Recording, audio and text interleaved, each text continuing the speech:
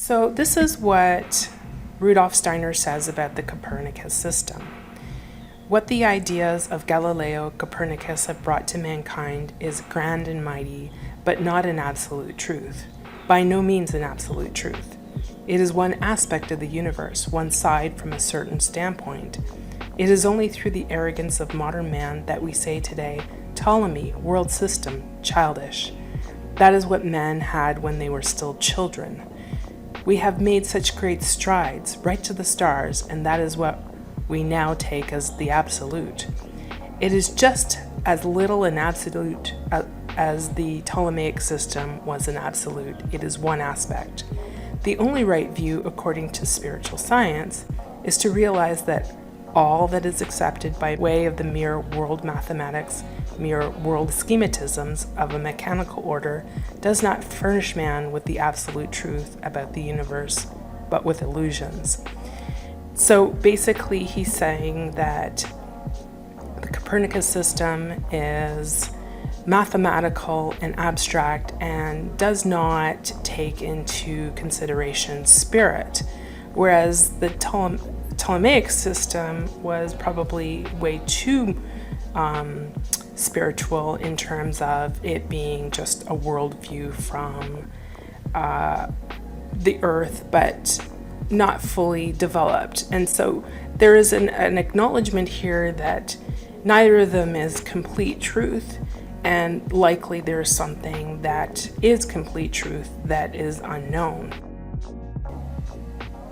This is the geoaxial system of Tycho Brahe, including Simon Schach's updated conception of it. And basically, it is Mars and the Sun in overlapping orbits, and the two of them are binary stars. The rest of the planets, inner planets at least, of Venus, Mercury, Moon, and the moons of Mars are all moons, and he does demonstrate this in his book by their behavior, the way that they operate, that they are in fact moons. But this, I think, helps us to come closer to what Steiner was saying in terms of integrating the heliocentric and the geocentric. It is a heliogeocentric model.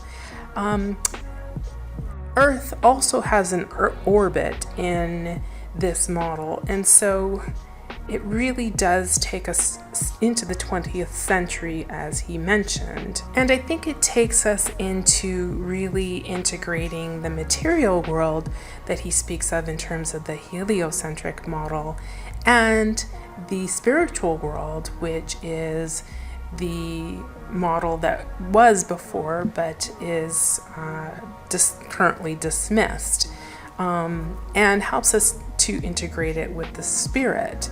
So it really is bringing the two together. I really do encourage you to explore the Tycho Brahe updated model that Simon Schach has put together. It is really an accurate model of our solar system, and the lesson in this is really to ask the question. So asking the question is basically the theme of this, and I really encourage you to do that. Forget about your reputation. You can always say, I looked into it and it was absolutely wrong. But you ask the question, why?